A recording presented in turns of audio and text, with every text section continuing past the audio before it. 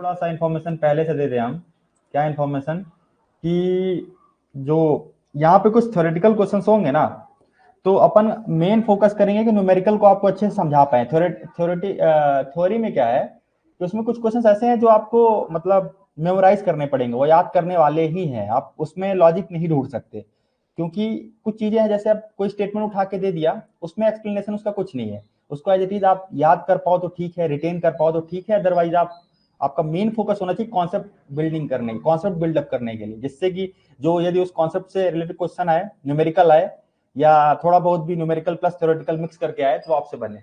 तो इस चीज का टोल मत लीजिएगा, लोड मत लीजिएगा कि थ्योरी वाले क्वेश्चन नहीं हो रहे हैं। तो थ्योरी में जो इंपॉर्टेंट है, जो बार बार आपको दिख रहा है, रिपीट होगा, जब आप पीवाईक्यूज लगाओगे वहां पे आपको समझ में आएगा कि ये वाले टॉपिक्स की थ्योरी इंपॉर्टेंट है, बाकी पूरी चीजें आप रिटेन कर ही नहीं सकते। बताओ इतने सारे फॉर्मूलेज याद करने हैं, इतना सारा कॉन्सेप्ट है दिमाग में रखना है, तो कुछ चीजें स्किप करोगे ना। तो यहाँ पे आपको प्रायोरिटाइज करना है कि कौन सी चीजें आप याद करने वाले हो, रिटेन करने वाले हो, कौन सी चीज स्किप कर दो तो भी कोई फर्क नहीं पड़ेगा। चलिए ठीक है, तो स्टार्ट करते हैं फिर, ज्यादा समय ना लेते हुए। हाँ बताएंगे थ्योरी वाले भी बताएंगे, पर उसमें एक आपको डिस्क्लेमर दे रहे हैं कि बताएंगे, पर वो आपको इन डेप्थ जानने के लिए आपको फिर बुक्स वगैरह, रेफरेंस बुक्स की हेल्प लेनी पड़ेगी। तो कुछ चीजें ऐसी जो स्टेटमेंट है, उसमें स्टेटमेंट में एक्सप्लेनेशन उसका कोई मतलब नहीं है। हाँ, जहां पे एक्सप्लेनेशन की जरूरत है वो बताएंगे। इंजीनियरिंग मैकेनिक्स 0.1% भी नहीं समझा है यार भाई, तो लोड मत लो, वो 2-3 मार्क्स का आएगा। चाहो तो यदि तुम्हारे पास और जो इंपॉर्टेंट टॉपिक्स है उस पर यदि ध्यान दो तो उसको तुम स्किप भी कर सकते हो। 70 आ रहा पीवाईक्यूज में, मॉक टेस्ट फुल लेंथ में। देखो, जो मॉक दे रहे हो तुम, तो पीवाईक्यूज तुमने ऑलरेडी दे रखे हैं, मतलब पहले से देख रखे हैं, क्वेश्चंस लगा रखे हैं।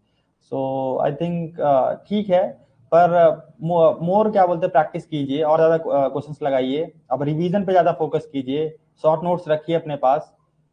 और थ्योरी एक गोरई, थ्योरी के लिए गोरई थोड़ी होगा, तो थ्योरी के लिए बुक्स पढ़नी पड़ेंगी आपको। तो ज्यादा बढ़िया पीवाईक्यूज लगाइए, वहां से जो थ्योरी आपको कॉमन दिखे उसको आप वो कीजिए, नोट डाउन कीजिए। बाकी थियरी के लिए एग्जैक्ट बता पाना मुश्किल है काफी, कि कहाँ से आप पढ़ लो तो पूरी की पूरी थियरी आपको जाके वहां मिल जाएगी गेट में, वही सीधा सीधा क्वेश्चन। बहुत वो है, कॉम्प्लिकेटेड पोर्शन है थियरी का।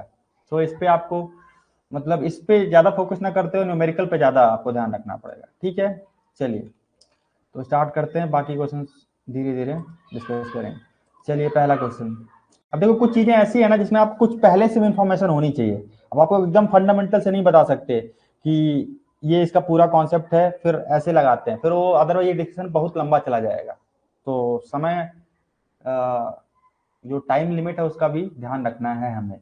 चलिए, तो ये क्या है डिस्कशन का, कौन सा ये है, क्या चीज, ये आपका ऑल इंडिया मॉक टेस्ट जो अभी हाल ही में हुआ था पिछले महीने में, उसी का पेपर है, ऑल इंडिया मॉक टेस्ट 1। ठीक है, ये IMT 1 है। तो जितने और IMTs होंगे उसको डिस्कस करेंगे अपन। ठीक है, तो ध्यान से देखिए, पहला क्वेश्चन है। तो क्वेश्चन क्या बोलता है, identify the correct form of conditional sentence. जैसा कि आपको पता है, ये कौन सा सेक्शन है अपन देख रहे हैं, नॉन टेक्निकल, पता होना चाहिए ना। ये अपन देख रहे हैं नॉन टेक्निकल, ठीक है, नॉन टेक वाला पोर्शन है। ठीक है, नॉन टेक, तो ये आपका नॉन टेक है। तो नॉन टेक में कितने आता है, 15 मार्क्स का आता है। ठीक है, ये क्लियर होना चाहिए। बाकी जो रिमेनिंग 85 है, जो टेक्निकल पोर्शन होता है, टेक पोर्शन होता है, वो कितना आता है, 85 मार्क्स का। तो अपन पहले ये नॉन टेक वाले पोर्शन देखेंगे, उसके बाद टेक्निकल पोर्शन पे चलेंगे। चलिए, तो पहला क्वेश्चन क्या बोला, identify the correct form of conditional sentence. तो क्या बोल रखा है, if she dash dash the offer, the she would have gotten the job. अब इंग्लिश वाले क्वेश्चन में क्या होता है ना, यहाँ आप गेस नहीं कर सकते। गेस मीन्स कि सोचो कि आप तुक्का मार के आ जाओ, सही हो जाएगा। आपको मतलब पता है तो ठीक है, अदरवाइज स्किप करना ज्यादा वो होता है, प्रॉफिटेबल होता है। अदरवाइज यहाँ पे आप निगेटिव मार्क्स लेके आ जाओगे। तो इसमें देखो, थोड़ा ध्यान से देखो, यहाँ पे इसको समझने की कोशिश करो, इस वाले पार्ट को। ऑफर के बाद क्या बोला, she would have gotten the job, मतलब उसे जॉब मिल गई होती। कब, मतलब इफ, यानी ये कंडीशनल है ना, इफ देन। तो if she dash dash the offer, she would have gotten the job, मतलब कि यदि उसने डैश डैश ऑफर, उसको जॉब मिल गई होती। मतलब यहाँ पे जो डिस्कशन हम कर रहे हैं, ये हम यहाँ पे हाइपोथेटिकल ये हाइपोथेटिकल कंडीशन है ना, मतलब यदि उसने ऐसा कर लिया होता तो ऐसा हो गया होता, तो मतलब हम यहाँ पे एज्यूम कर रहे हैं हाइपोथेटिकली हम पास्ट सेंस में बात कर रहे हैं। पास्ट सेंस में मतलब यदि हमें पता है रिजल्ट कि यदि उसने डैश डैश मतलब ये काम कर लिया होता तो उसे जॉब मिल गई होती, तो यहाँ पे हमें वो जो भी प्रॉपर वर्ड है वो भरना है, जो भी इसमें यहाँ पे वर्ब आएगा प्रॉपर।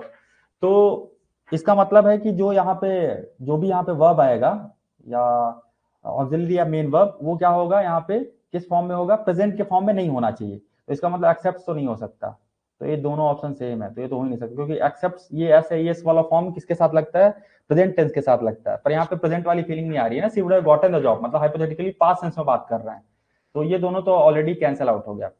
ये भी प्रेजेंट सेंस में हम बात करते हैं, प्रेजेंट परफेक्ट का ये वो होता है, क्या होता है, हैज प्लस वो ये होता है ना, has oblique have plus V3, ये किसका फॉर्म होता है, प्रेजेंट परफेक्ट का।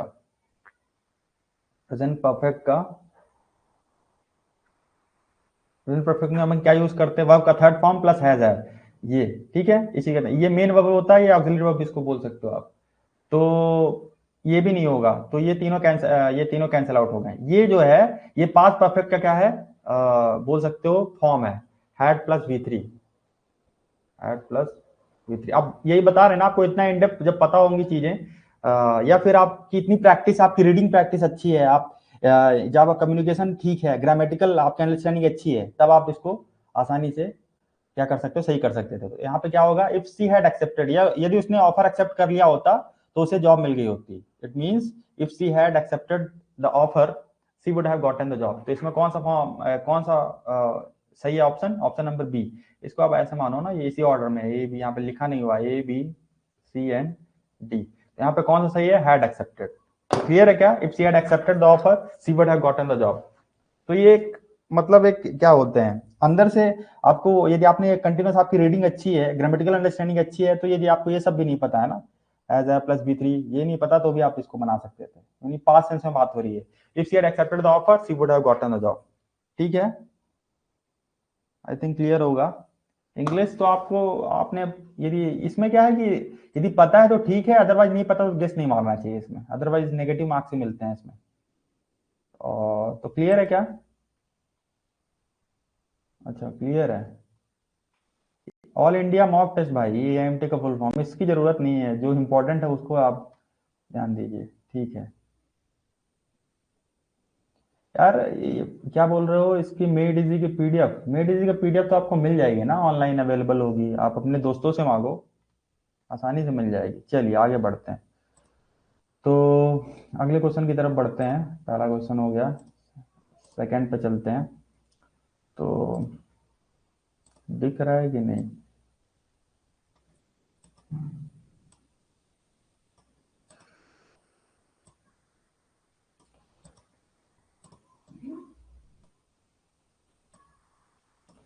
क्वेश्चन ये, इसमें कुछ इनकरेक्टनेस है इसके ऑप्शंस में, पर चलिए क्वेश्चन इनकरेक्ट नहीं है, ऑप्शंस इनकरेक्ट हैं इसके। क्वेश्चन क्या बोल रहा है, the sum of first 50 positive even numbers is divided by 50 square, मतलब पहले 50 पॉजिटिव इवन नंबर्स यदि आप वो करें, सम करें और उसको फिर डिवाइड करें 50 स्क्वायर से, तो रिजल्ट क्या होगा। चलो पहले क्या करते हैं, सम निकालते हैं। तो बेसिकली आपके पास पहले 50 पॉजिटिव इवन नंबर्स का मतलब क्या है, कहाँ स्टार्ट करोगे, सोचो कैसे स्टार्ट करोगे। पॉजिटिव लिखा है, यदि केवल इसने पहले 50 इवन नंबर बोले होते तो अपन यहाँ से स्टार्ट करते 0 2 4, पर इसने पॉजिटिव बोल दिया है, तो अपन 0 यहाँ पे काउंट नहीं करेंगे, ठीक है। 2 4 6 8 अप टू, इसमें जो 50 जो 50वां टर्म वो कौन सा होगा, 2 into 1, ये पहला टर्म है, तो ये हो जाएगा आपका 100, 100 will be your 50th positive even terms, ठीक है। तो इसका हमें सम निकालना है, तो एस ऑफ 50 रिप्रेजेंट कर रहा है पहले 50 पॉजिटिव इवन नंबर, इसका सम हो जाएगा 2 + 4 + 6 + 8 प्लस अप टू कहाँ तक, 100 तक। यहाँ पे एक चीज कॉमन है, 2 आप बाहर निकाल सकते हो, 2 into 1 + 2 + 3 + अप टू कहाँ तक, 50 तक। अब ये क्या हो गया, पहले पहले 50 नेचुरल नंबर्स लिखे हैं ना, 1 2 3, these counting numbers are called as natural numbers, और इनका सम आपको पता है कि पहले फर्स्ट एन नेचुरल नंबर का जो सम होता है एसएन होता है, वो होता है n into n plus one divide by two. ये इन्फॉर्मेशन आपके पास है, ये फॉर्मूला आपको पता होना चाहिए, अदरवाइज फिर ये काउंट करने आप नहीं बैठोगे वहां पे। तो ये वाला फॉर्मूला आप लगाइए, two into how many terms are there 50 into 50 plus one 51 divide by two, this will cancel out, तो इट विल कम आउट कितना आएगा 15 टू 15। इसको एज इट इज रहने देते हैं क्योंकि हमें S50 नहीं निकालना था, डिवाइड बाई 50 स्क्वायर निकालना था। तो हमारे पास S50 अपॉन 50 स्क्वायर, तो कितना आ जाएगा S50 कितना है 50 into 51 divided by 50 whole square. तो एक 50 का टर्म कैंसिल आउट हो जाएगा, तो आपके पास ये जो सम है 51 डिवाइड बाई 50, जो कि इसमें कोई सा भी ऑप्शन नहीं है, मतलब ये चारों ही ऑप्शन क्या है इनकरेक्ट है। तो ये क्वेश्चन की लैंग्वेज सही है पर ऑप्शन नहीं सही होने की वजह से पूरा क्वेश्चन क्या हो गया आपका इनकरेक्ट हो गया। तो यहाँ पे एक और ऑप्शन आप ऐड कर लीजिए, ऑप्शन नंबर क्या है जो इसका राइट है, ये ऑप्शन ऐड कर लीजिए। और ऑप्शन कौन सा सही है 51/50। यहाँ पे आई थिंक इनको 51 लिखना है या 5 लिखना है, भूल गया आई थिंक, इसकी वजह से क्वेश्चन इनकरेक्ट हो गया। ठीक है, तो आई होप क्लियर है, ये आपको पता होना चाहिए क्योंकि ऐसा ही मिलता जुलता क्वेश्चन इस बार के गेट में आया था। तो उसमें तो आई थिंक यहाँ पे इवन की जगह ऑड लिखा हुआ था, ऑड के लिए और सिंप्लीफाई हो जाता है, वो समेशन का सीधा फॉर्मूला में पता होता है। तो चलिए आगे बढ़ते हैं, फिर क्लियर होगा। यहाँ पे ऑप्शंस कोई मैच नहीं कर रहा, मतलब इनकरेक्ट ऑप्शंस है।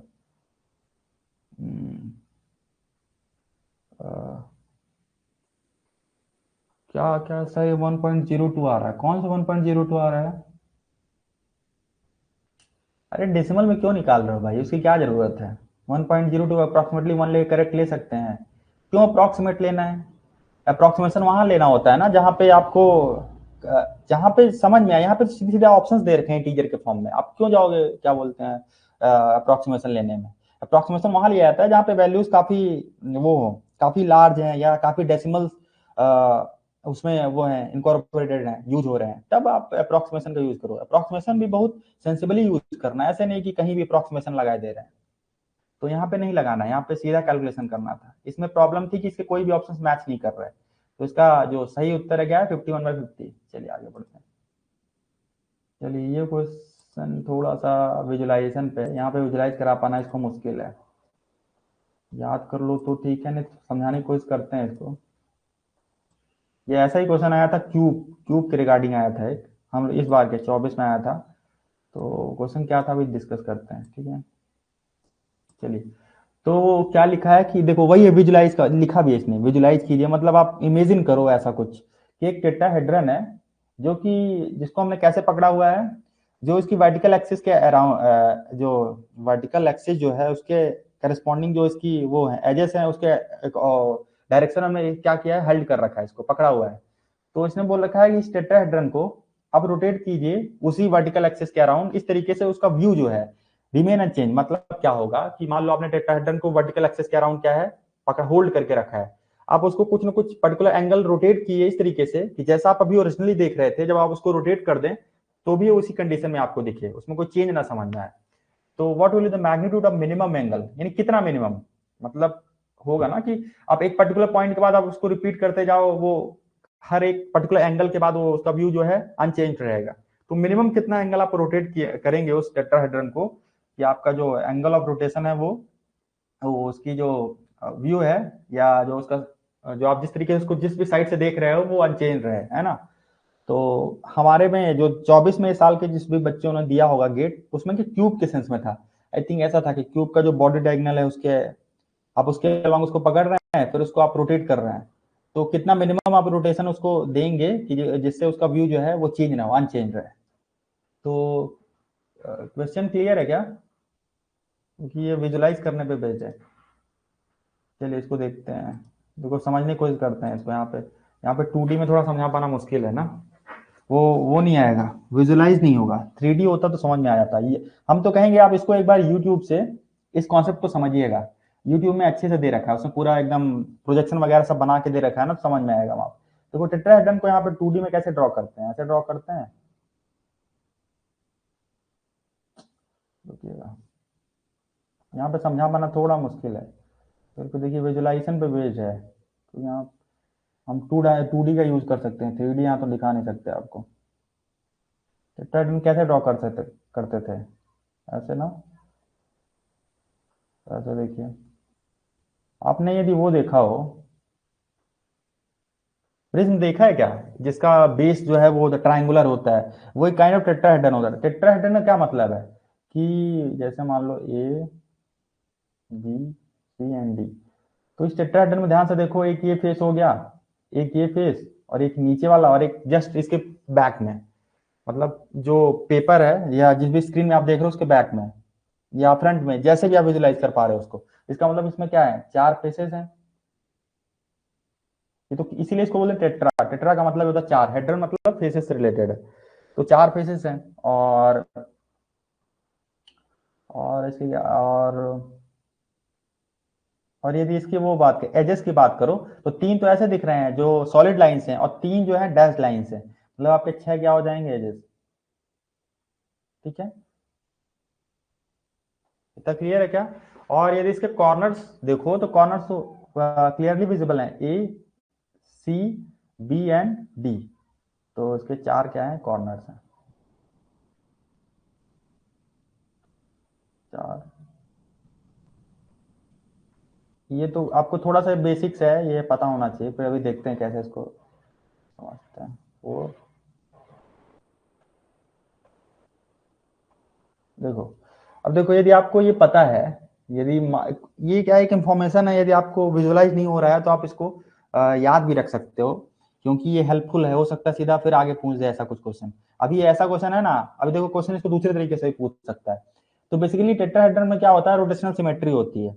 तो ये वही पूछना चाह रहा है कि कितना मिनिमम एंगल आप रोटेट करें कि जो ये रोटेशनली सिमेट्रिक हो जाए अपनी इनिशियल पोजीशन से। इसका मतलब क्या है, जैसे मान लो इसकी एज है, ये एक हम एडी ले लेते हैं, और यहाँ यही जो है आप मान लो इसकी एक्सिस है, जो कहाँ से पास हो रही है, इसके सेंटर से जाएगी ना।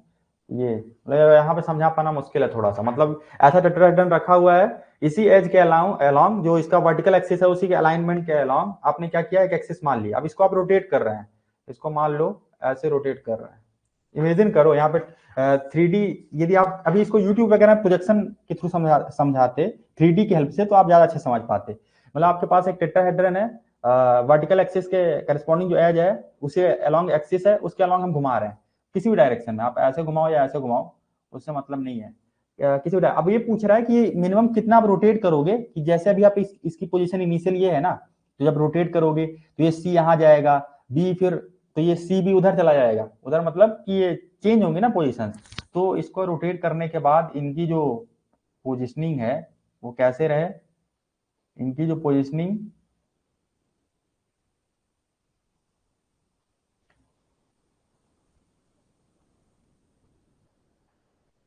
ये बस कहना चाह रहा है कि जब आप इसको रोटेट करें, मिनिमम कितना रोटेट करें कि जैसा अलाइनमेंट इसका इनिशियल है, जैसा भी ये इनिशियली है वैसा ये क्या है अभी बाद में भी दिखे जब आप रोटेट कर दो इसको। तो ये आपको पता होना चाहिए। अब यहाँ पे समझा वो बता पाना बहुत मुश्किल है। टोटल टोटल रोटेशन होता है बेसिकली 360।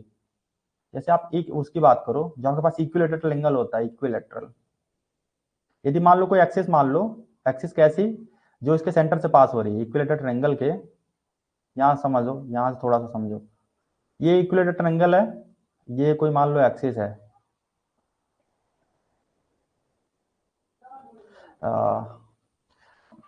नहीं यहाँ पे आप समझना मुश्किल हो जाएगा, विजुलाइजेशन का खेल है। जब विजुलाइज नहीं हो रहा होता चीजें तो कुछ, ये तो इंफॉर्मेटिव है, ये तो पता होना चाहिए। देखो कैसे सिंपलेस्ट पॉसिबल यही है, ऐसे ही समझा सकते हैं, इससे ज्यादा तो मुश्किल है।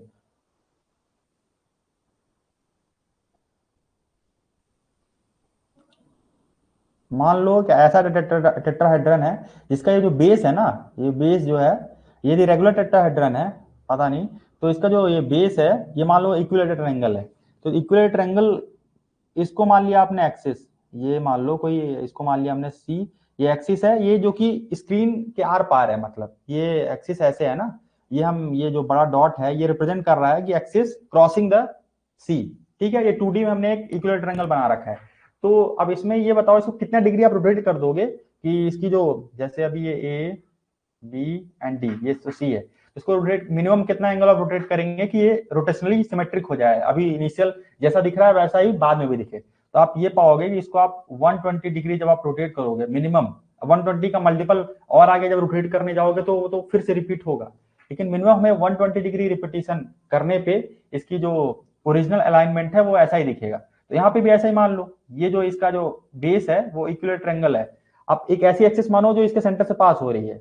अब फिर बोल रहा है कि इसको कितना डिग्री आप रोटेट करेंगे, क्योंकि ए वाला जो है, ए की पोजीशन में चेंज आपको समझ में नहीं आएगा, जो पोजीशन में चेंज होगा वो बीसीडी के अलॉन्ग होगा। तो मिनिमम आप 120 डिग्री जब आप रोटेट करोगे तो ये रोटेशनल सिमेट्रिक हो जाएगा, मतलब अपनी इनिशियल पोजीशन फिर से क्या कर लेगा, रीगेन कर लेगा। तो इसका मतलब है कि 120 डिग्री आपको रोटेट करना पड़ेगा, है ना। 120 डिग्री रोटेट करोगे तो जो आपका टेट्राहेड्रन है वो क्या हो जाएगा, रोटेशनली सिमेट्रिक। रोटेशनली सिमेट्रिक मतलब कि जैसा इनिशियली जिसको अलाइनमेंट था वैसा ही बाद में भी हो जाएगा, मतलब दिखेगा वैसा ही। वो बोला ना, view remains unchange, view change नहीं होना चाहिए। तो आपको ये भी याद होना चाहिए, पता हो, एक फैक्ट आपको बता दें कि for a tetrahedron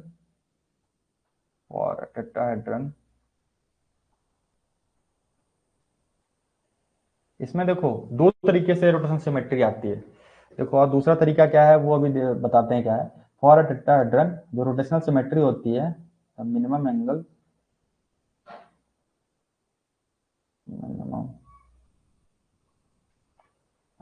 for rotational symmetry, ऐसा कुछ ना पूछ ले कभी, ऐसा ना इतना बड़े बड़े लैंग्वेज में लिख के सीधा पूछ दे कि टेट्राहेड्रन के लिए रोटेशनल सिमेट्री क्या होती है, तो उसका मतलब यही है जो क्वेश्चन को ऐसा फ्रेम कर रखा है।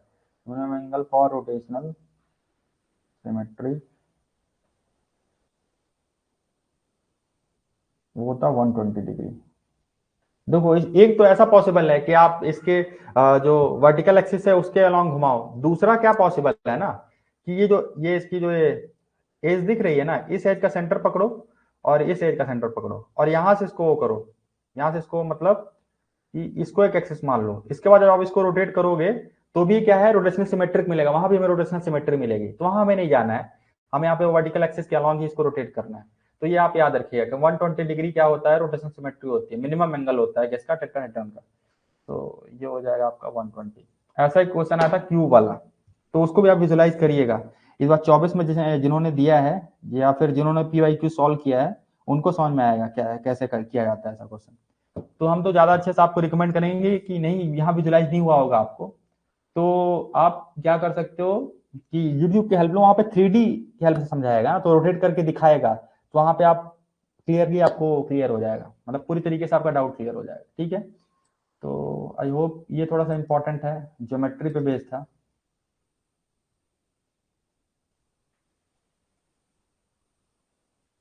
ठीक है, तो इसमें दोनों पॉसिबल है, एक ये भी पॉसिबल है, पर हमें हमें इससे मतलब वर्टिकल एक्सिस के करस्पॉन्ड, यानी इसका मतलब एजेस अलाइन टू जो वर्टिकल एक्सिस के करस्पॉन्डिंग जो एज है, मतलब ये जो ये इन एजेस की बात कर रहे हैं, ये और ये जो एक ये जो स्ट्रेट है, स्ट्रेट मतलब थोड़ा सा टिल्टेड है पर्टिकुलर एंगल पे, उसकी बात करें, उसके अराउंड हम घुमा रहे हैं वर्टिकली। ठीक है, तो यहाँ पे बना पाना मुश्किल है। और एक पॉसिबल है कि आप ये एजेस के जो ये मिड पॉइंट है ना, इसके अलॉन्ग एक एक्सिस मानो और रोटेट करोगे तो भी रोटेशनल सिमेट्रिक होगा, पर हमारे वाले केस में ये है।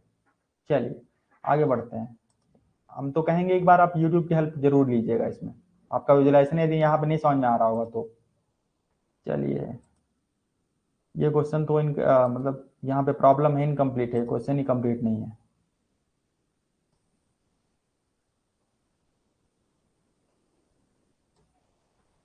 देखो क्या बोला है कि 9 cylindrical pencils are tightly packed into cylindrical case, मतलब मान लो कि आपका ये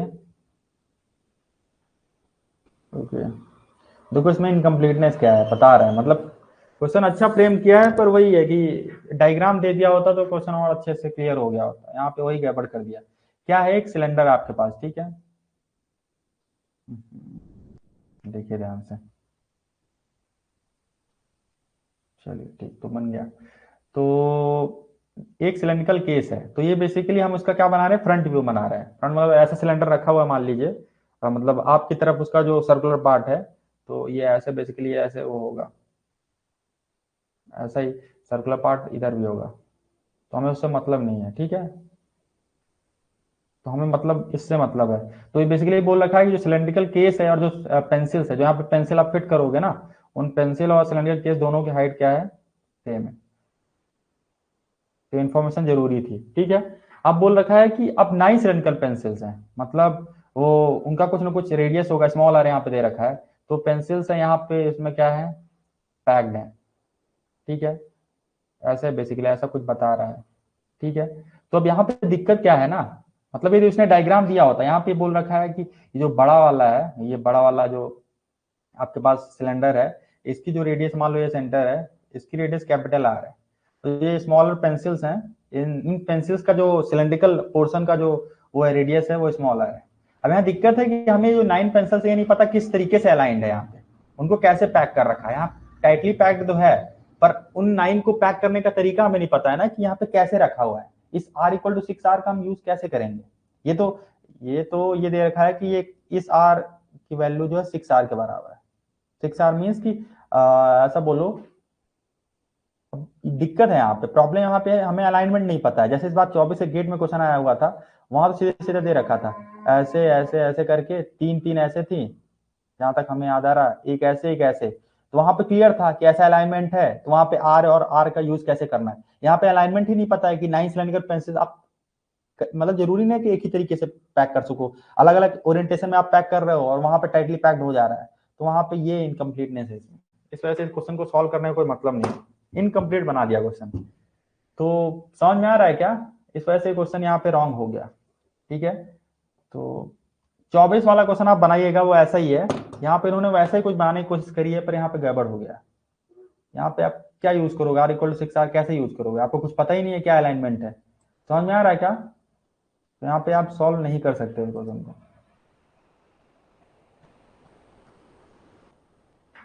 सेम टाइप क्वेश्चन केम इन 2024।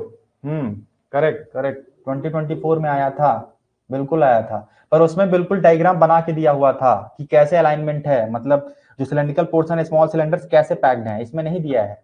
इस वजह से यहाँ दिक्कत है, यहाँ पे प्रॉब्लम है। इंफॉर्मेशन का यूज कैसे करोगे, आर इक्वल टू 6r, तो वो हमें डायग्राम जब तक नहीं दिया है तो उसका यूज करना यहाँ पे, मतलब वो फिर कई सारे पॉसिबल कॉम्बिनेशन है, फिर वो एक यूनिक आंसर थोड़ी आपको मिलेगा, वहां पे दिक्कत है।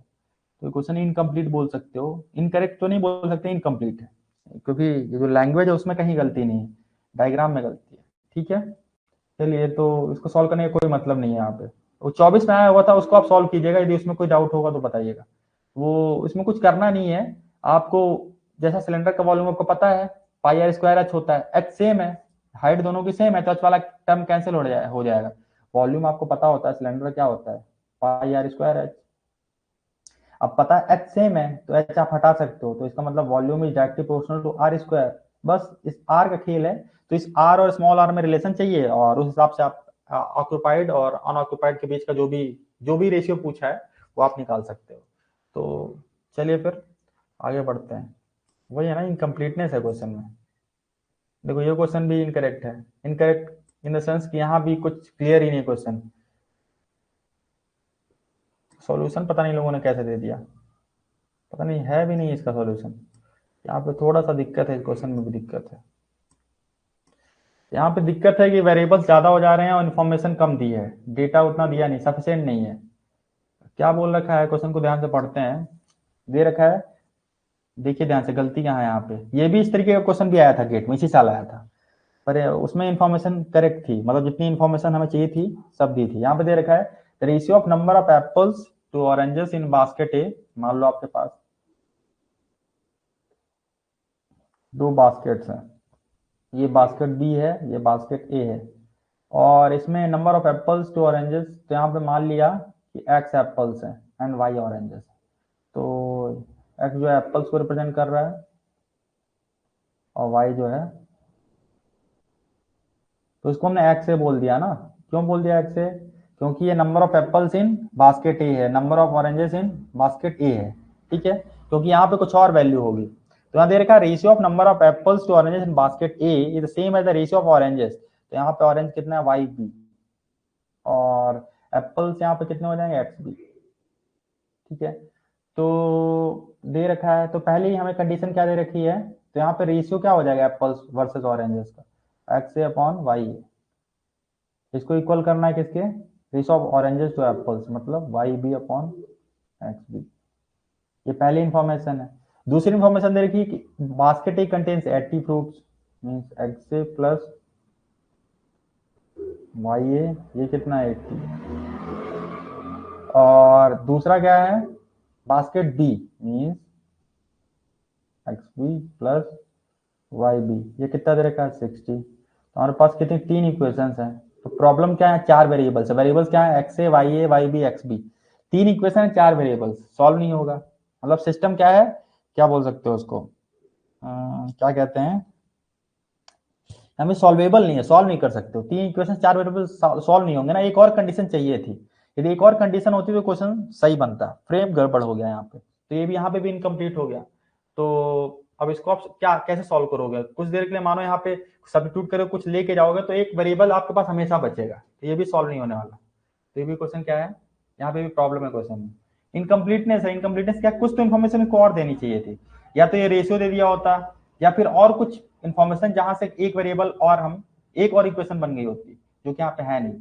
और इसी तरीके का सेम क्वेश्चन, और डेटा चेंज था और थोड़ा सा लैंग्वेज चेंज थी, सेम कॉन्सेप्ट पे बेस्ड इस साल गेट में आया था। तो उसको आप बनाइएगा तो समझ में आएगा कहाँ पे लैग कर रहा है, क्या प्रॉब्लम, मतलब कौन सी यहाँ पे है चीजें जो है इनकम्प्लीट है, कहाँ पे मिस अप्रोप्रिएट है, क्योंकि यहाँ पे थोड़ा सा दिक्कत है। एक वेरिएबल एक वो इक्वेशन और चाहिए थी, तीन इक्वेशन चार वेरिएबल सॉल्व नहीं हो पाएगा। ठीक है, तो आई होप क्लियर होगा यहाँ पे प्रॉब्लम है इस क्वेश्चन में। हाँ, डेटा ही इनसफिशियंट है, वही है। चार कहिएगा तो 24 वाला बता दें, डेटा इनसफिशियंट है, हाँ, अदरवाइज नॉट द ऑप्शन। नहीं वो नहीं पता भाई कौन बना रहा, लेकिन इनकम्प्लीट है, डेटा इनसफिशियंट है दोनों में। यहाँ पे भी डेटा इंसफिशियंट है, यहाँ पे भी डेटा इंसफिशियंट है। ऐसा गेट में आया था, वो आप बनाइएगा, यदि वहां पे आपको प्रॉब्लम होगी तो पूछिएगा, डेटा इंसफिशियंट। और इन्फॉर्मेशन चाहिए थी, इतनी इन्फॉर्मेशन आप बना नहीं सकते, तो आप इसको इनकरेक्ट बोल सकते हो उस सेंस में। और चौथे वाले में भी क्या दिक्कत था, चौथे में भी दिक्कत था, यहाँ पे भी वो नहीं है, क्लियर नहीं है क्वेश्चन, यहाँ पे भी डायग्राम देना चाहिए था। तो चलिए आगे बढ़ते हैं, वो अगली बार ध्यान रखें क्वेश्चन बनाने वाले, ठीक है। चलिए, हमारा यहाँ पे क्या मोटिव डिस्कस करना, क्या प्रॉब्लम है, क्वेश्चन यदि गलत है तो क्यों गलत है, कुछ इनसफिशियंसी है तो क्यों है, वो पूछा, वो हम यहाँ डिस्कस करेंगे। चलिए अगले क्वेश्चन की तरफ बढ़ते हैं। ये सिलोगिज्म पे बेस्ड है, ये भी रीजनिंग पे बेस्ड है। A set of statements is given, what is the statements, all programmers are coders and some coders are not, some coders are problem solvers. तो हमारे पास तीन चीजें हैं, क्या क्या है आपके पास, कोडर्स हैं, प्रॉब्लम सॉल्वर्स हैं, प्रोग्रामर्स हैं। तो यहाँ पे हम इन तरीके के क्वेश्चंस को बनाने के लिए क्या यूज करते हैं, अपन वेन डायग्राम का यूज करते हैं। सबसे मतलब इफेक्टिव तरीका है इस तरीके के क्वेश्चंस को बनाने का, क्योंकि आप ये सोचो कि उसको आप वर्ड्स के फॉर्म में लिखो फिर एनालाइज करो, वहां से दिक्कत है, और वेन डायग्राम में सीधा दिखता है। इसका मतलब क्या है, चलो इस बड़े इसको सॉल्यूशन देखते हैं। ऑल प्रोग्रामर्स आर कोडर्स, तो मान लिया हमने ये जो बड़ा वाला सर्कल है ये कोडर को रिप्रेजेंट कर रहा है, दिस इज कोडर, मान लो हाइपोथेटिकली, कोई दिक्कत नहीं है ना, क्योंकि रिलेशन है, आपको एज्यूम करना है, मानना नहीं है कि एक्चुअली ऐसा है, जरूरी नहीं है ऐसा हो, पर एज्यूम करके चलना है इस स्टेटमेंट को, ठीक है। इसके पीछे का वैलिडिटी चेक करने नहीं जाना है आपको कि ऐसा होता है कि नहीं, क्योंकि आपको कुछ स्टेटमेंट ऐसे मिलेगा, all cats are dogs, all dogs are cats, तो उसमें लिखा रहेगा क्लियरली कि यहाँ पे हम एज्यूम करके चल रहे हैं। आपको वैलिडिटी उसकी चेक नहीं करनी है, उसका उसको उसको ऑथेंटिसिटी पे नहीं जाना है। तो जस्ट जो दिख रखा है, जो दे रखा है उसको बस एज्यूम कर लेना है। तो यहाँ पे दे रखा है ऑल प्रोग्रामर्स आर कोडर्स, तो suppose this bigger circle representing coders, all programmers, तो प्रोग्रामर कहाँ पे आने चाहिए, तो इस सर्कल के अंदर ही आएंगे, तभी जो है जितने प्रोग्रामर्स हैं वो क्या, क्योंकि ये देखो इस सर्कल के अंदर जितना भी पोर्शन है वो कोडर है, तो यहाँ दे रखा है कि all programmers are coders, means this smaller circle represents what, programmers. दो से कई कॉम्बिनेशन बनते हैं, पर अभी देखेंगे। तो देखो और कोई तरीका है इसका, और किस तरीके से इसको बना सकते हो, ऑल प्रोग्रामर्स आर कोडर्स। तो ये इसको टच भी कर सकता था, वो देखेंगे, चलो आगे देखते हैं, दूसरा स्टेटमेंट देखते हैं। सम कोडर्स आर प्रॉब्लम सॉल्वर्स, तो सपोज दिस इज योर, तो दिस इज योर, तो यही बनाते हैं। तो ये सम कोडर्स है ना, तो ये पहली बात क्या हो सकता है, कि suppose this is problem solver, एक ही में बनाते हैं तो ज्यादा अच्छे से क्लियर होगा। तो देखो इसमें दो कॉम्बिनेशन बनेंगे। Suppose this small portion is in between the coder and problem solver. तो ये कंप्लीट जो सर्कल था, बिगर सर्कल, कोडर को रिप्रेजेंट कर रहा है। इसमें स्मॉल पोर्शन जो है वो क्या है, प्रॉब्लम सॉल्वर है। तो लिखा है ना, some coders are problem solvers. तो सपोज इनका जो इंटरसेक्शन है, this part of coder is क्या, प्रॉब्लम सॉल्वर, है ना। एक केस ये बना, दूसरा केस और देखते हैं और क्या बन सकता है। जितने बन जाए उतने बना लेते हैं, फिर देखते हैं इसका क्या इससे वो निकलता है, इन्फ्लुएंस निकलता है। ठीक है, चलिए ये पहला केस हमने बनाया, देखते हैं क्या कोई दूसरा केस भी बनेगा। ये मान लीजिए आपके पास कोडर है, इसमें ऐसे वेन डायग्राम से थोड़ा सा आसान होता है एनालाइज कर पाना। ठीक है, suppose this is your coders. अब दे रखा है कि ऑल प्रोग्रामर्स, तो ऑल तो हमेशा क्या है, सर्कल के अंदर ही। और कोई पॉसिबिलिटी है क्या? तो मान लिया कि हमने दिस इज योर, ये इसको ऐसा भी है कि यहाँ से इसको वो भी कर सकता था, टच भी कर सकता था, है ना। और भी बहुत सारे कॉम्बिनेशन बन सकते हैं, पर वो देखेंगे कौन कौन से बनते हैं। तो ये मान लिया आपने क्या है, प्रोग्रामर्स है। अब बोलेगा कि सम कोडर्स और प्रॉब्लम सॉल्वर। तो देखो अगला केस है सम कोडर्स ना, तो इसको कैसे बना सकते हो आप, ये पूरा सर्कल आप बना रहे हो, इसका मतलब ऑल कोडर्स और प्रॉब्लम सॉल्वर हो जाएगा। तो यदि आप ऐसे बनाओगे, ये देखो, तो इसको हमने प्रॉब्लम सॉल्वर बोल दिया, प्रॉब्लम सॉल्वर। देखो यहाँ पे क्या हो रहा है, इसने बोला सम कोडर्स, तो ऐसा भी हो सकता है ना कि इंटायर कोडर के पोर्शन में इतना जो पार्ट है, इतना इतना सर्कल का इतना पार्ट है, मतलब इन इंटायर, यदि इतने ये बड़ा वाला सर्कल इंटायर कोडर्स को रिप्रेजेंट कर रहा है, तो ये part of coders is also a problem solver. तो ये भी बन सकता है। ये दोनों सर्कल आपस में क्या है, वो कर इंटरसेक्ट कर सकते हैं। सिमिलरली ये दोनों सर्कल कर सकते हैं। अब चलो देखते हैं कि क्या क्या इन्फ्लुएंस बन सकते हैं, यहाँ से थोड़ा समझने की कोशिश करते हैं। ठीक है, तो ये दो हमने कॉम्बिनेशन ड्रॉ किए हैं, फिर आप इसको यहाँ पे इंटरसेक्ट भी करा सकते हो। तो चलिए समझते हैं। तो देखा है कि ऑल प्रॉब्लम सॉल्वर्स, यानी हमें वो इन्फ्लुएंस निकालना जो हमेशा वैलिड हो, मतलब उसमें बिल्कुल भी एक्सेप्शन ना आए। तो all problem solvers are coders. तो ऐसा दिख रहा है, ऐसा दिख रहा है क्या?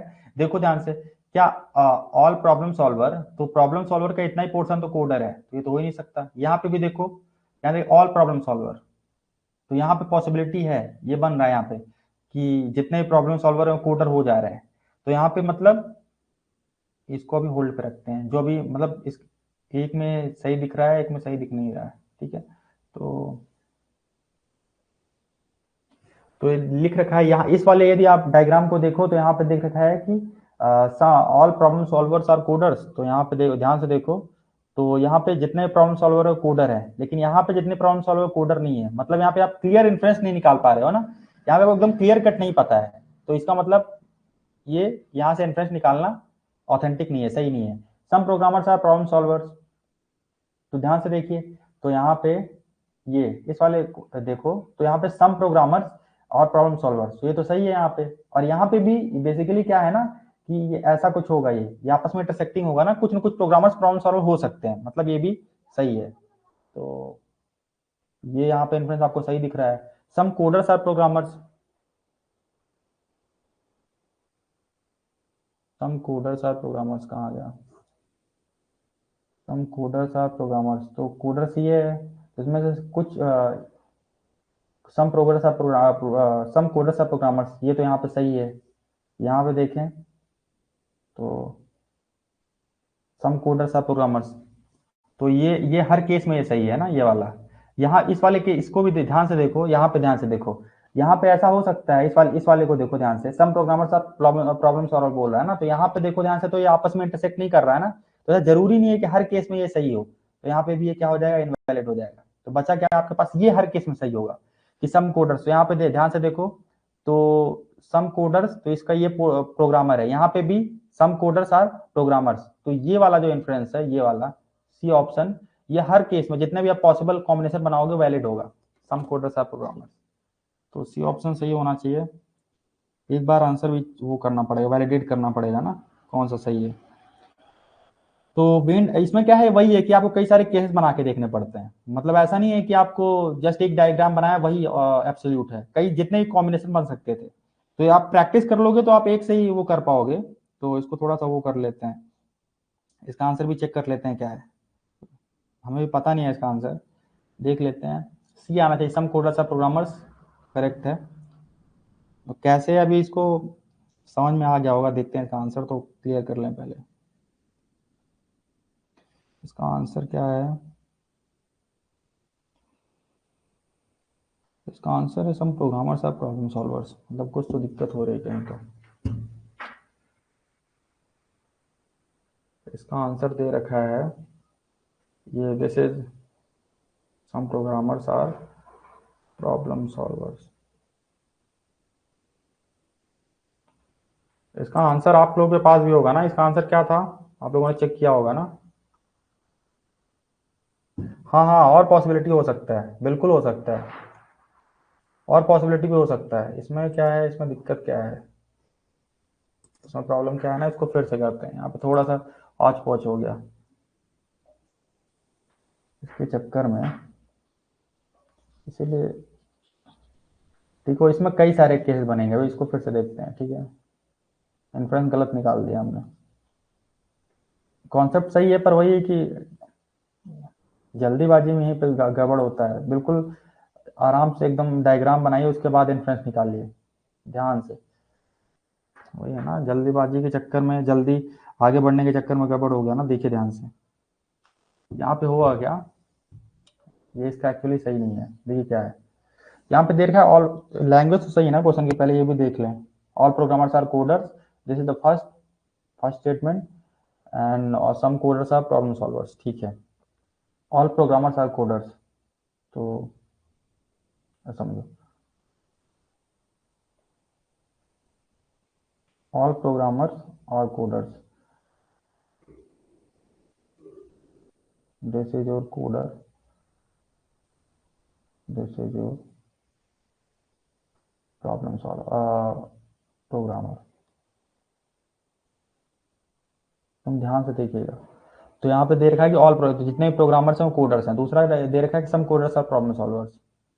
तो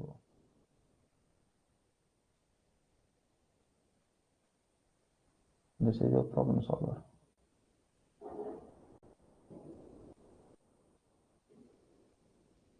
देखो इसमें बने कई सारे डायग्राम, मतलब एक ही पॉसिबल नहीं है। जो स्टेटमेंट है इससे करस्पॉन्डिंग कई सारे आप अलग अलग जो पॉसिबल कॉम्बिनेशन वो आपको बना के देखने पड़ेंगे।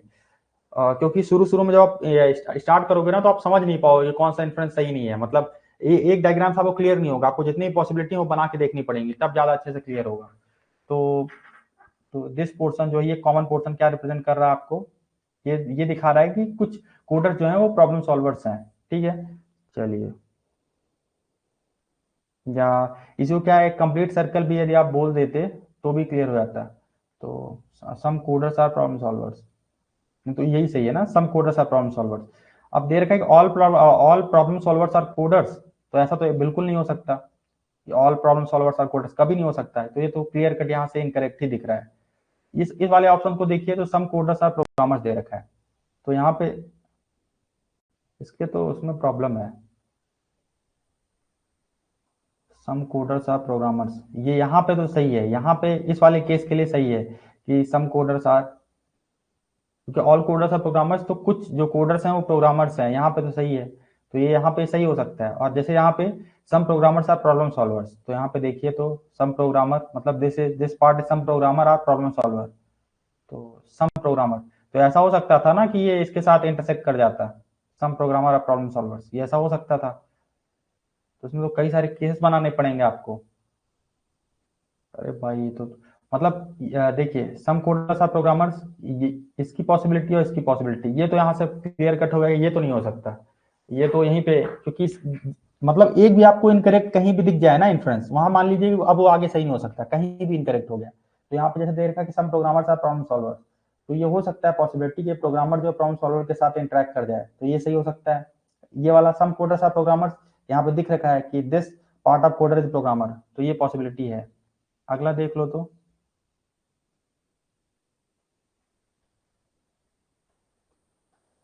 मतलब ये दोनों सही है। देखो कौन सा वाला गलत होगा बेसिकली, वो हमें देखना है। दिस इज कोडर, तो इसमें दिस इज प्रोग्रामर।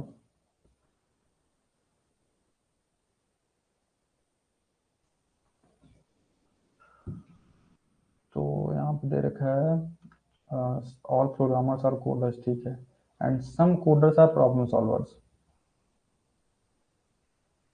कुछ कोडर जो है प्रॉब्लम सॉल्वर्स हैं।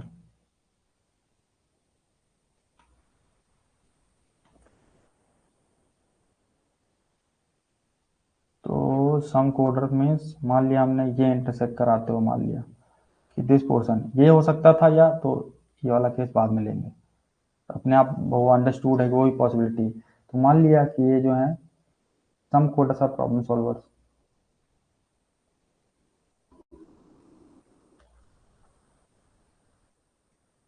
चलिए, तो ये इंटरसेक्ट भी कर सकता था ना, प्रोग्रामर प्रॉब्लम सॉल्वर्स इंटरेक्ट भी कर सकते हैं, मतलब कॉमन उनके बीच हो सकता है। अब इसमें बोल रखा है कि all problem solvers are coders, तो ये तो पहले ही इनकरेक्ट हो गया, उसको चेक ही नहीं करेंगे। इसमें दे रहेगा सम प्रोग्रामर्स आर प्रॉब्लम सॉल्वर्स, तो ये सही हो सकता है, यहाँ पे ये इसे इंटरेक्ट कर सकता है, मतलब ये अभी भी पॉसिबल है, कि इसकी पॉसिबिलिटी अभी भी ये सही है।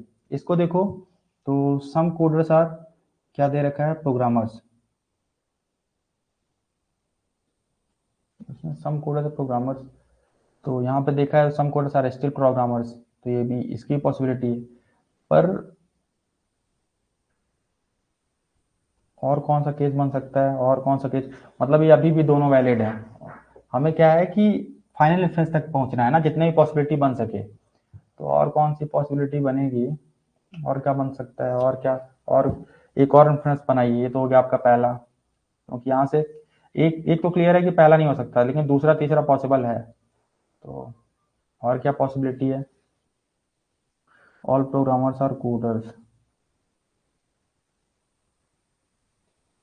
और क्या बन सकता है, ऑल प्रोग्रामर्स आर कोडर्स, तो ऑल प्रोग्रामर और कोडर तो हमेशा अंदर होना चाहिए ना, देखते हैं, and some coders are problem solvers, जो दोनों इन्फ्लुएंस में पॉसिबल है। लेकिन हमें एक इसमें भी कैंसल आउट करना है, some coders are programmer, some coders are programmer सही है, हो सकता है।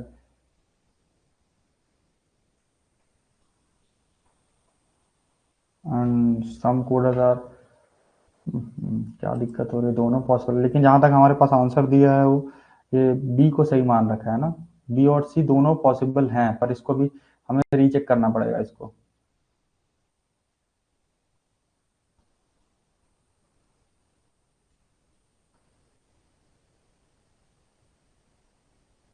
सी ऑप्शन मोर एक्यूरेट, हाँ सी मतलब बी और सी दोनों लग रहा है ना, वही तो। अच्छा, सेकेंड वेन डायग्राम में बी ऑप्शन सेटिस्फाई नहीं कर रहा। अच्छा, कहाँ नहीं कर रहा B, oh some programmers are problem solvers, oh correct correct correct, यहाँ पे some programmers are not problem solver, actually all programmers are problem solvers है। तो ये तो यहाँ पे वही नहीं कर रहा है, मतलब ये यहाँ पे इनवैलिड हो गया, तो बचा क्या, सम कोडर्स आर प्रोग्रामर्स, क्योंकि ये इस वाले केस में वैलिड है, इस वाले केस में वैलिड है, और जितनी भी पॉसिबिलिटी बना सकते हो, या आप इसको इंटरसेक्ट करते हो, इसको इंटरसेक्ट करते हो, बनाओ 3 और 4 दो और कॉम्बिनेशन, तो ये तो यहीं पे इनवैलिड हो गया, some programmers are problem solvers. तो basically all programmers are inside the bigger circle, it means, तो आप इसको ऐसे भी बना सकते थे, ऐसे भी बना सकते हो। तो यार ये भी तो पॉसिबिलिटी बन सकती है, some programmers are problem solvers. इस वाले केस में इनवैलिड हो गया, इस वाले केस में, लेकिन इस वाले केस में ये सही होगा, जब आप ऐसे बनाओगे इस वाले केस में, तो ये कोडर है, ये प्रॉब्लम सॉल्वर है, और ये प्रोग्रामर है, इस वाले केस में सही है, तो यहाँ पे इनवैलिड हो गया बेसिकली। तो सम प्रोग्रामर्स आर प्रॉब्लम सॉल्वर, तो यहाँ के लिए इनवैलिड है, इसका मतलब कि कहीं भी आपको एक मतलब इन्फ्रेंस आप नहीं निकाल पा रहे हो, कहीं पे भी कॉन्ट्राडिक्टरी स्टेटमेंट आ जा रहा है, तो वहां पे आप उसको इनकरेक्ट मान लेंगे, तो मतलब ये भी इनकरेक्ट हो गया। ये वाला case some coders are programmers ये हर केस में सही है, पर आंसर कुछ अलग दे रखा है। आंसर दे रखा है some programmers are problem solvers, तो आंसर में प्रॉब्लम है क्या? C is more accurate, some coders are programmers will always be correct, C वाला पोर्शन। तो ये सम प्रोग्राम प्रॉब्लम सॉल्वर्स जरूरी नहीं है सही हो, ठीक है। तो ये थोड़ा सा कॉन्ट्राडिक्टरी चीज दे रखी है, इसको हमें रीचेक करना पड़ेगा। हाँ correct correct correct, C will always true, C हमेशा ट्रू होगा, करेक्ट करेक्ट।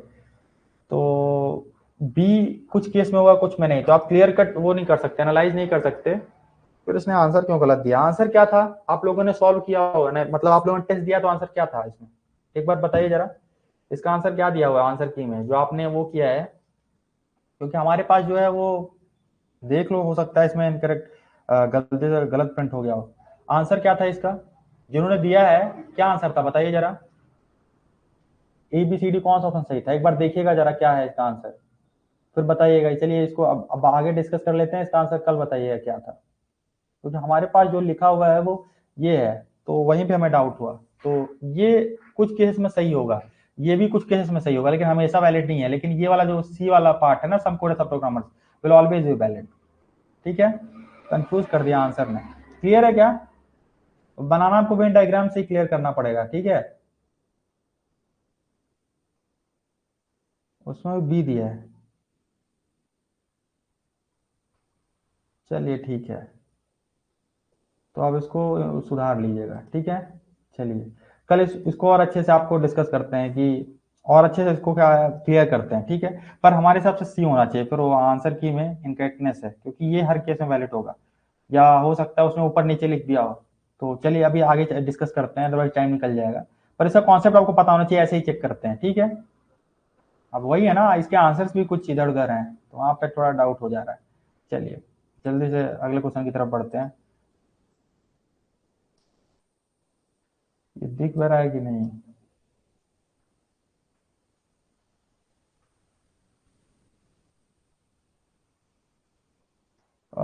देखिए सिंपल सा इंग्लिश का क्वेश्चन है, क्या बोल रखा है, मतलब वोकेबलरी पे बेस्ड है। ड्रिजल मतलब क्या है? पानी की बूंदों को बोलते हैं। जो स्प्रिंकलर सिस्टम आपने देखा है ना, उसमें जो स्प्रिंकलिंग होती है फील्ड्स में, खेतों में, वो ड्रिजलिंग बोलते हैं उसको। बूंद बूंद से पानी वो टपकना। रेन तो पता है आपको, बारिश को बोलते हैं। स्टॉर्म और उसका भयंकर रूप है, मतलब तूफान, hurricane special type of particular particular category of क्या बोल सकते हो, साइक्लोन है ये, है ना। साइक्लोन का एक नाम है। तो it denotes the increasing order of intensity. तो ड्रिजल मींस नॉर्मल इंटेंसिटी को रिप्रेजेंट कर रहा है, सिंपल। रेन इंटेंसिटी बढ़ी, स्टॉर्म और ज्यादा, हरिकेन साइक्लोन को रिप्रेजेंट कर रहा है, मतलब इंटेंसिटी बढ़ती जा रही है। तो उसी हिसाब से यहाँ पे भी फाइट नॉर्मल झगड़े की बात कर रहा है। क्वेरल मतलब वही इंटेंसिटी बढ़ रहा है, मतलब ये क्वेरल का मतलब ये होता है विवाद ही होता है, ठीक है। क्लियर है क्या? और फ्यूड ये भी उससे रिलेटेड है। तो यहाँ पे हमें बताना है कि हाईएस्ट इंटेंसिटी का वर्ड कौन सा होगा जो इससे रिलेटेड है। तो ये कैसे आप डिसाइड करोगे? ये क्वेश्चन तभी बनेगा आपसे जब आपको चारों के मतलब पता होंगे। तो इसमें ये तो बहुत सिंपल है, रायट। रायट का मतलब है दंगा। दंगा मतलब बड़े मास स्केल पे फाइटिंग, है ना, मास स्केल पे। तो आर्ग्यूमेंट नॉर्मल बहस को बोलते हैं। तो ये तो हो नहीं सकता इंटेंसिटी में, क्योंकि ये तो उसका फाइट से पहले की बात है। आर्ग्यूमेंट कब करते हो? लड़ने से पहले ना, हाथ चलाने से पहले। तो ये तो हो नहीं सकता। और रेबिलियन देखो, रेबल का मतलब होता है विरोध करना, तो ये भी उतना इंटेंस फॉर्म नहीं है। और इसका मतलब हमें खुद नहीं पता ये BRAWL का क्या मतलब होता है। तो वही है ना कि ये जब आपको पता नहीं है, फिर भी रुकिए एक मिनट बताते हैं इसका क्या मतलब होता है। BRA ये नया वर्ड है बेसिकली। तो इसका मतलब होता है नॉर्मल फाइट, नॉइजी फाइट को बोलते हैं। सिंपल मतलब बातचीत में आप लड़ाई कर रहे हो आर्गुमेंट की हेल्प से, तो नॉइजी फाइट को बोलते हैं ब्रॉल।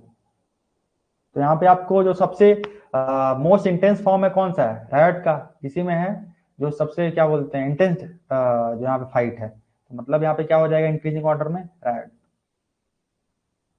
ठीक है। तो ये आपको पता है, यदि चारों का मतलब, तो ही आप इस पे रिलाई कीजिए, मतलब इसको करके आइए, अदरवाइज तो फिर स्किप करना होता है। तो वही है, ड्रिजल, रेन, स्टॉर्म, हरिकेन जिस इंटेंसिटी को रिप्रेजेंट कर रहे हैं, इंक्रीजिंग ऑर्डर ऑफ इंटेंसिटी को आपको इसमें भी बताना था। तो right will be the correct option. चलिए आगे बढ़ते हैं, 8 पे आते हैं। हाँ चलिए, ये क्वेश्चन थोड़ा अच्छा दिख रहा है, इसमें भी तो कहीं कुछ प्रॉब्लम नहीं है, देखना पड़ेगा, अब हमको चेक करना पड़ेगा कौन से क्वेश्चन गलत हैं कौन सा सही, देखा नहीं हमने ध्यान से। तो इसमें क्या दे रखा है कि 2 इनलेट पाइप्स हैं A and B that can fill a tank in 5 hours and 10 hours respectively, and outlet pipe C can empty the tank in 10 hours. Pipe A is opened at the start and pipe B is opened 2 hours later. Pipe C is opened 4 hours after A starts. So how long will it take to fill the tank completely? तो basic pipe and system का question है ये। मतलब एक दो particular pipe है वो भरने का काम कर रही हैं, और एक पाइप जो है कुछ पर्टिकुलर रेट से क्या है, पानी वहां से लीक कर रहा है, लीक ही कर रहा है ना, हाँ लीक कर रहा है तभी तो खाली कर रहा है टंकी को। तो कुछ कंडीशंस दे रखी हैं, तो इसने बोल रखा है कि how long will it take to fill the tank completely, तो कितना समय लगेगा टैंक को फिल करने में। चलिए इसको बनाते हैं, इससे पहले कोई डाउट हो तो बताइए।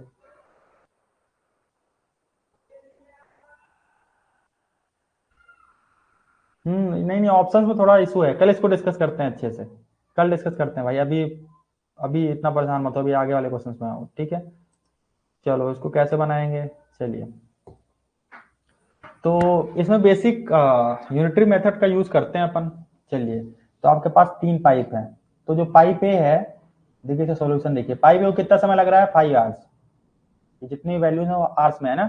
ए को या जो टैंक है उसको फिल करने में 5 आवर्स लगते हैं, तो इन 1 आवर ये जो है कितना पार्ट टैंक का फिल करेगा, 1/5, 1/5 पार्ट। मतलब यदि पूरा टैंक जो है वो अकेले ए जो है 5 घंटे में यदि भर पा रहा है, तो 1 घंटे में उस टैंक का वो 20%, 20 का मतलब क्या होता है, 1/5 पार्ट ही क्या कर पा रहा होगा, भर पा रहा होगा। सिमिलरली और बी के लिए भी इन 1 आवर जो आपका बी जो है वो कितना पार्ट भर पा रहा होगा, क्योंकि ओवरऑल 7 घंटे लग रहे हैं इंडिविजुअली फिल करने में, तो 1 घंटे में कितना 1/7 पार्ट, यहाँ पे लिख देते हैं 1/5 क्या है 1/7 पार्ट। चलिए, और सी वाले के लिए क्या है, थोड़ा सी को भी देख लेते हैं। लिखा है कि जो आउटलेट पाइप सी है, it can empty the tank in 10 hours, मतलब ओवरऑल केवल पाइप सी होती कुछ देर के लिए ज्यूम करिए तो उस पूरे के पूरे भरे हुए टैंक को 10 घंटे में खाली कर देती। तो इसका मतलब 1 घंटे में इन 1 आवर जो पाइप सी है इट कैन एम्प्टी कितना पोर्शन 1/10। तो आप हम नेगेटिव साइन लगा देते हैं, जिससे कि आपको पता चल जाए -1/10 का मतलब ये टंकी को खाली करने का काम कर रहा है, ठीक है। तो 1 घंटे में कितना पार्ट खाली हो जाएगा, 1/10 पार्ट, ये भर रहे हैं, मतलब ऐड कर रहे हैं अमाउंट को, और ये क्या है लीक, मतलब इस ये टंकी को खाली करने का काम कर रही है पाइप। चलिए अब आगे आगे ध्यान दीजिए, pipe is open at the start, मतलब जैसे ही आपके पास टंकी थी, आपने पाइप पे स्टार्ट कर दी, मतलब वो भरना स्टार्ट कर दिया उसने पानी। अब लिखा हुआ है and pipe B is open 2 hours later, मतलब 2 घंटे बीत जाने के बाद पाइप बी को आपने ओपन किया। तो इसका मतलब यदि पर घंटे में 1/5 पार्ट वो भर पा रहा है, तो इन 2 आवर्स, फर्स्ट 2 आवर्स की बात करें, फर्स्ट 2 आवर में यहाँ पर कितना पोर्शन फिल हो चुका होगा, तो फिल्ड पोर्शन कितना होगा, फिल्ड पोर्शन, क्योंकि पर घंटे में 1/5 पार्ट अकेले ये भर रहा है, तो 2 घंटे में कितना भर देगा, 2 × 1/5 मीन्स 2 इतना पार्ट जो है टंकी क्या हो चुका होगा, भर चुका होगा पहले 2 घंटे में। चलिए फिर क्या लिखा है कि 2 घंटे बाद बिक ओपन कर रहा है, तो थोड़ा आगे पढ़ते हैं। Pipe C is open 4 hours after A start, मतलब ए, मान लो अभी ए स्टार्ट हुआ था, ए के 2 घंटे बाद बी, और ए के स्टार्ट होने के 4 घंटे बाद सी, तो 2 to 4 आवर्स की बात करते हैं बिटवीन, क्योंकि हमें थोड़ा सिस्टमेटिकली चलना पड़ेगा ना, अलग अलग टाइम पे आप क्या है पाइप्स को ओपन कर रहे हो, तो बिटवीन 2 to 4 आवर्स, मतलब 2 घंटे से 4 घंटे के बीच में कितना पोर्शन भरेगा।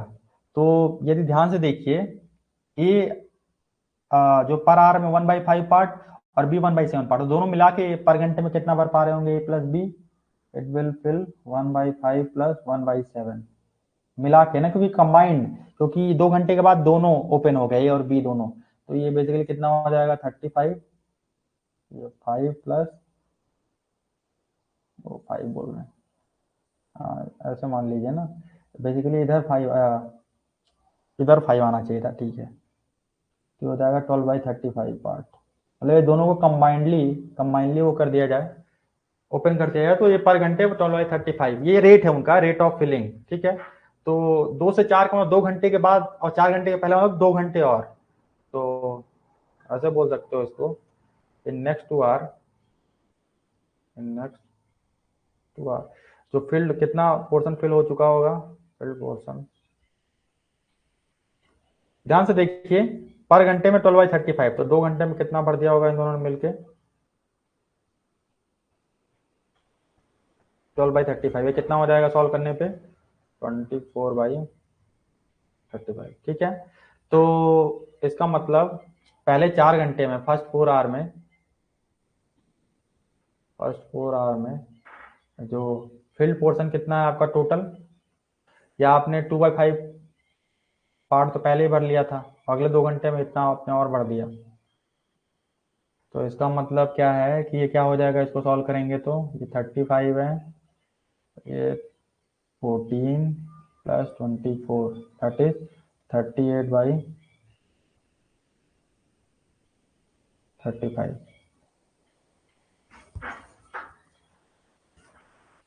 क्लियर है क्या, ठीक है, मतलब इतना पोर्शन, ठीक है।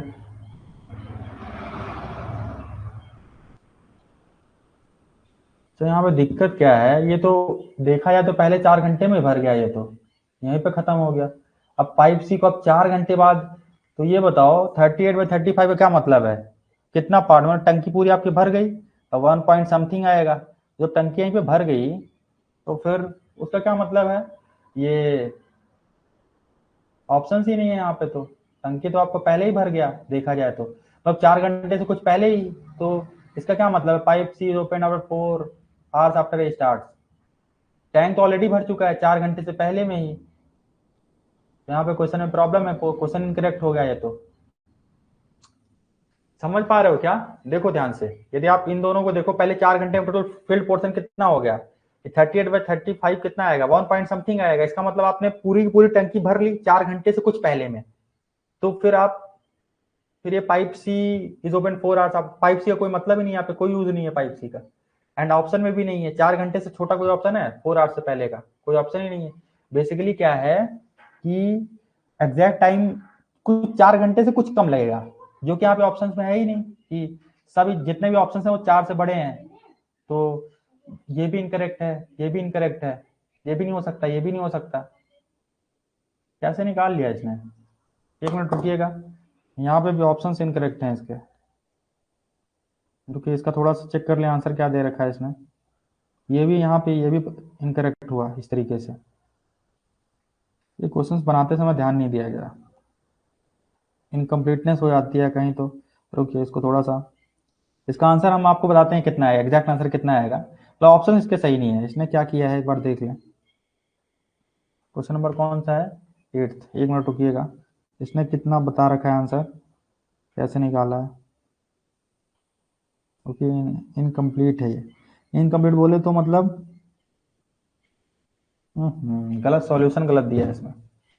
ये बताओ कि जब आपका ऑलरेडी 4 घंटे से पहले आपकी टंकी भर चुकी है, तो ये ऑप्शन तो कहीं है ही नहीं, तो इसको बनाने के लिए क्या करेंगे अपन, ये देखो इसको कैसे बनाएंगे, यहाँ पे सॉल्यूशन इनकरेक्ट दे रखा है इसमें, ध्यान से देखिए, अब आपको हम समझा रहे हैं ना इसमें ऑप्शंस क्यों गलत दिए रखे हैं, देखो एग्जैक्ट कितना आएगा आपको बता रहे हैं, यदि इसको सॉल्व करना होता तो कितना आता, तो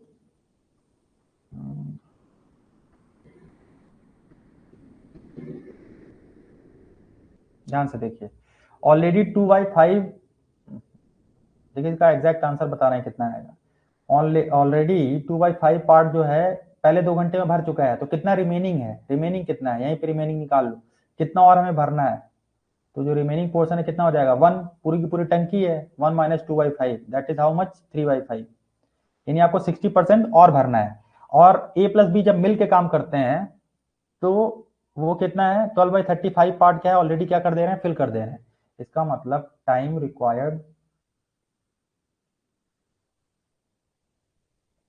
टाइम रिक्वायर्ड इक्वल टू, हमारे पास कितना रिमेनिंग है 3/5 और 12/35 क्या लग रहा है पर आवर, यानी हर एक घंटे में वो 12/35 पार्ट भर रहा है, तो इतना भरने में कितना समय लगेगा।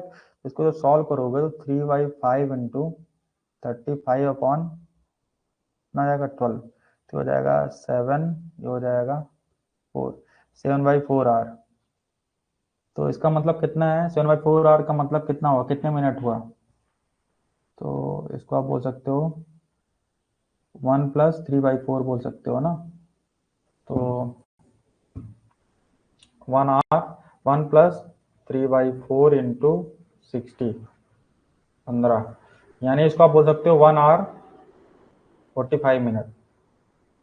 ठीक है, तो ऑलरेडी 2 घंटे लग चुके थे यहाँ पे और प्लस 1 घंटे 45 मिनट और लगेंगे, मतलब इसको बोल सकते हो, इसका जो सही आंसर होगा time, total time to fill the, ये भी यहाँ पे भी गलत हो गया question, to fill the tank equal to कितना, ऑलरेडी 2 घंटे पहले 2 घंटे में जितना भरा प्लस 1 आवर 45 मिनट, मतलब 3 आवर 45 मिनट बोल सकते हो इसको, या डेसिमल में निकालना है तो 3 + 45/60 दैट इज हाउ मच, ये भी देख लेते हैं कितना होगा, 3.75 आना चाहिए, रुको 3 + 45/60 हाउ मच 3.75, इतने घंटे आपको लगेंगे, this is your exact right answer. तो इसका आंसर होना चाहिए 3.75। तो जिन्होंने क्वेश्चन बनाया है वो गलत कर दिया, फिर ऑप्शन सही नहीं दिया है, प्लस एक्स्ट्रा इन्फॉर्मेशन का कोई यहाँ पे यूज नहीं है, पाइप सी का कोई यूज नहीं है यहाँ पे, क्योंकि ऑलरेडी पहले ही भर जा रहा है पाइप सी खुलने से पहले ही, तो फिर उसका कोई मतलब नहीं है। तो आई होप मतलब क्वेश्चन इन्होंने ठीक बनाने की कोशिश करी है, पर वही ऑप्शन के साथ इधर उधर हो गया है जिन्होंने भी बनाया है। तो क्लियर है क्या, इनकरेक्टनेस इसमें भी है, पहले ही ओवरफ्लो हो गया, करेक्ट करेक्ट, पहले ही भर गया, या करेक्ट करेक्ट, एक बच्चा बता रहा है 3.75, बिल्कुल सही 3.75 सही है। 14 to 24 बताए, क्या नहीं समझ में आया, ऑप्शन बी दिया है, बी इनकरेक्ट दिया, गलत दिया है, इसको सुधार लो, ये भी क्वेश्चन गलत है, पता नहीं कैसा दे दिया भाई कुछ भी, ये भी गड़बड़ है, बी ये नहीं होगा, ये कैसे होगा, ऑलरेडी तुम्हारी जो वो पाइप के थ्रू जो तुम्हारा वो है टंकी है या टैंक है वो ऑलरेडी भर चुका है, क्योंकि ध्यान से देखो फिर से इसको समझाते हैं, आपके पास ये देखो, ये आपके पास वो है टैंक है, ठीक है, दिस इज ए टैंक। अब इस टैंक में क्या हुआ कि पहले 2 घंटे में, यानी फर्स्ट 2 आवर्स में क्या है, आपने केवल एक ओपन किया है, तो ए ने कितना पार्ट भरा पहले 2 घंटे में 2/5 पार्ट, 2/5 पार्ट का मतलब हमने मान लिया इतना होता है, दिस इज और 2/5, तो बचा आपके पास कितना, यदि पूरा का पूरा टंकी को 1 वॉल्यूम मान लिया तो 2/5 पार्ट भर गया, इसका मतलब रिमेनिंग कितना है 3/5, तो इसको यहाँ पे दिखा देते हैं कि 2/5 पोर्शन ऑलरेडी भर चुका है, इसके द्वारा, ए के द्वारा, कितने घंटे में 2 आवर्स में, तो हमें जो रिमेनिंग पोर्शन है 3/5 वो हमें भरना है। तो अब किया क्या इसने कि 2 घंटे के बाद बी पाइप को भी ओपन कर दिया, तो पहले केवल ए पाइप भर रहा था, तो ए और बी दोनों मिला के ये पर घंटे में कितना पोर्शन भरेंगे 12/35, हमें बताना है, हमें ये पता करना है कि 3/5 जो है पोर्शन भरने में कितना समय लगेगा, तो 3/5 डिवाइड बाई पर आवर कितना भर रहे हैं, तो इसको सॉल्व करते हैं तो 1 घंटे 45 मिनट आता है, या इसको और आप सिंप्लीफाई करें तो 1.75 आवर बोल सकते हैं इसको, एक ही बात है, ठीक है। तो इतने में ही आप क्या है टंकी भर गई, और आप यहाँ क्या लिख रहे हैं कि जो पाइप सी को ओपन कर रहे हैं 4 घंटे बाद एक, तो ये जो है ऑलरेडी आपका जो ये इसको भरने में कितना समय लगा 1.75 आवर, इतने में ही आपकी टंकी क्या है फुल हो गई, उसने यही बोला है ना कि how long will it take to fill the tank completely, उसने ये नहीं बोला कि फिल हो गई फिर ओवरफ्लो होने लगा फिर वापस उसी कंडीशन तक आने में कितना समय लगेगा, ऐसा कुछ उसने बोला नहीं है, इसने सिंपली बोला है how long will it take to fill the tank completely, तो कंप्लीट होने में कितना समय लगा 2 + 1.75 दैट इज 3.75 आवर, ये ऑप्शन में ही नहीं है, तो इसका मतलब इसके ऑप्शंस भी इनकरेक्ट हैं, तो ये भी गलत है 4.35 भी, ये भी गलत है, ठीक है। तो इसका हमने आपको बता दिया क्या गलती है, उसका जो राइट आंसर है 3.75 कैसे आएगा, ये भी लगा के बता दिया, तो इतना लंबा नहीं लगेगा, थोड़ा आप जल्दी जल्दी कैलकुलेट करोगे तो इतना समय नहीं लगेगा, आपको समझाने के लिए समय लग रहा है। क्लियर है क्या? क्या गलती समझ में आ रहा है? ऑप्शन ही सही नहीं है। तो क्वेश्चन समझ में आया क्या? वो ये 1424 ये तुम क्या बोल रहे हो समझ में नहीं पा रहे हैं। 1424 क्या है? 1424। क्लियर है क्या? ऑप्शन बी इनकरेक्ट है। I hope now it will be clear. कुछ तो बताओ। चलो ठीक है, अच्छा आगे बढ़ते हैं। तो ये आपका 8 हो गया, 9 पे आते हैं। 9 क्या है? 9 क्या बोल रखा है कि transform the sentence into passive voice.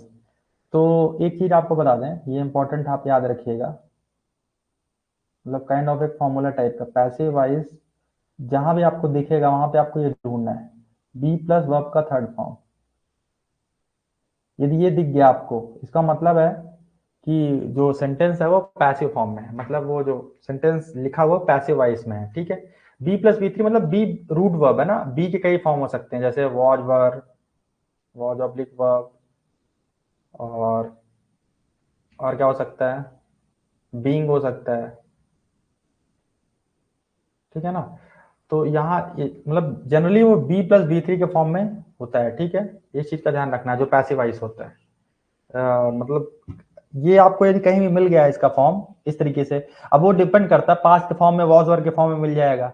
यदि ये यदि मान लो इस प्रेजेंट में हुआ था, इज और आर के टर्म में मिल जाएगा। ठीक है, रुकिएगा।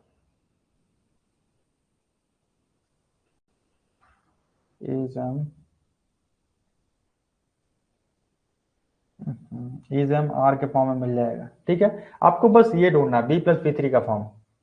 चलिए तो सेंटेंस को देखते हैं। The researchers are analysing the data thoroughly to ensure accurate results. तो यहाँ पे ध्यान से देखिए, ये जो टेंस है किस फॉर्म में है, ये आर एनालाइजिंग।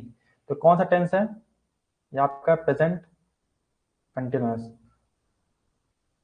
ये सब आप लोगों ने बचपन में पढ़ा होगा, पर अब यूज तो आ रहा है, पता होना चाहिए। तो प्रेजेंट कंटिन्यूअस है ये, और इसके साथ साथ एक चीज को और ध्यान रखना है कि पैसिव एक्टिव से पैसिव वॉइस का जब ट्रांसफॉर्मेशन होता है, एक्टिव वॉइस से पैसिव वॉइस में जब बनाते हैं तो टेंस चेंज नहीं होता। मतलब आपका जो पैसिव वॉइस होगा, जैसे ये प्रेजेंट कंटिन्यूअस का यदि सेंटेंस है तो जो पैसिव वॉइस भी होगा ना वो प्रेजेंट में ही होना चाहिए, पास्ट में नहीं जा सकता। इसका मतलब क्या है? चलो ऑप्शंस पे आते हैं फिर समझाते हैं क्या हम बोल रहे हैं। डेटा वॉज बीइंग, तो वॉज तो पास्ट का फॉर्म है, तो ये तो हो ही नहीं सकता। फिर डेटा हैज बीन, तो ये परफेक्ट है। आपको पता है कि हैज कहाँ लगता है, हैज है परफेक्ट में, तो ये भी नहीं हो सकता। हमने क्या बताया कि जो टेंस का जो फॉर्म है वो चेंज नहीं हो सकता। The data will be thoroughly, तो ये तो फ्यूचर में चले गए। तो यदि आपको नहीं पता है रूल तो भी आपको पता चल जाएगा कि टेंस चेंज नहीं होता। यदि इतनी इन्फॉर्मेशन आपको पता है तो ऑलरेडी आपको पता चल जाएगा कि ये आपका रिमेनिंग जो ऑप्शन है यही सही होगा, बाकी तीन इनकरेक्ट है। अब देखो ध्यान से देखो, आपको पता होना चाहिए कंटिन्यूअस में जब इसको कन्वर्ट करते हैं पैसिव में, ये सब बेसिक बेसिक चीजें हैं। वहां पे आपको ऐसा कुछ दिखता है, बी प्लस बी का फॉर्म प्लस बीइंग। बी में इज एम और कुछ भी हो सकता है ना, तो कंटिन्यूअस का तो लिख ही देते हैं यहाँ पे। तो यहाँ पे क्या होगा, आपको ऐसा दिखेगा फॉर्म, जो आपका वर्ब का फॉर्म हो, इज एम आर, तीनों में से कुछ भी हो सकता है, वो डिपेंड करता है सब्जेक्ट कैसा है, प्लस बीइंग, बीइंग यहाँ एक्स्ट्रा चीज आती है, बीइंग प्लस बी थ्री, ऐसा कुछ फॉर्म आपको दिखेगा। ठीक है, तो ये प्रेजेंट कंटिन्यूअस था, इसको कन्वर्ट करेंगे तो जो ये ऑब्जेक्ट है ये सब्जेक्ट के रूप में चला जाता है ना। तो द डेटा ये आपका हो जाएगा सब्जेक्ट, और रिसर्चर्स क्या हो जाएगा, ये ऑब्जेक्ट में चला जाएगा बेसिकली।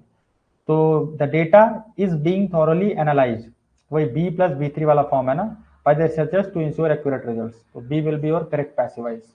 क्लियर है क्या? आई होप क्लियर होगा। चलो अगले क्वेश्चन की तरफ बढ़ते हैं, क्वेश्चन नंबर 10 की तरफ। ये कुछ बेसिक सी चीजें थी हमने बता दिया यहाँ पे। चलिए अगला क्वेश्चन देखते हैं, क्वेश्चन नंबर 10। ये क्या बोलता है, इसमें क्या लिखा है कि अ bag contains 5 red balls, 4 green 3 blue. मतलब एक बैग है, इसमें आपके पास 5 रेड है, 4 ग्रीन है एंड 3 ब्लू है। बोल क्या रखा है कि 2 balls are drawn randomly one after the other without replacement. मतलब रिप्लेसमेंट नहीं कर रहे हैं, मतलब जैसे मान लो बैग है, इस बैग से पहले एक बॉल निकाली, मान लो 5 बॉल्स थी, 5 रेड था, एक निकाला, तो अब इसमें कितना बचा, 4। तो अगली बार क्या है, ये जो आपने बॉल निकाल ली, उसको आप रिप्लेस नहीं कर रहे हो, तो अब अगली बार आप निकालोगे तो आपके पास 4 ही ऑप्शन है, मतलब 4 ही रेड बॉल्स के अमाउंट आपको बॉल निकालनी होंगी, ठीक है। वही बोल रहा है, विदाउट रिप्लेसमेंट का मतलब वही है। तो बोल रहा है कि what is the probability that both balls are of same colour, मतलब आप जो दोनों गेंद निकालो वो सेम कलर की हो। तो कलर तो नहीं दे रखा है कि कौन सा कलर की हो, सेम कलर, तो सेम में क्या क्या पॉसिबिलिटी है, दोनों रेड हो सकती, दोनों ग्रीन हो सकती, या दोनों ब्लू हो सकती। तो ये जो रिक्वायर्ड प्रोबेबिलिटी हो जाएगी, बोथ रेड, प्रोबेबिलिटी दैट दोनों रेड हो, या दो, क्योंकि क्या है पॉसिबिलिटी अलग अलग है ना, इंटरसेक्शन नहीं है। ये क्या है, आप क्या बोल सकते हो इसको, यूनियन है, मतलब दोनों रेड हो सकता है, दोनों ग्रीन हो सकता है, क्योंकि सेम कलर बोला, कलर नहीं बताया यहाँ पे कि बोथ ग्रीन,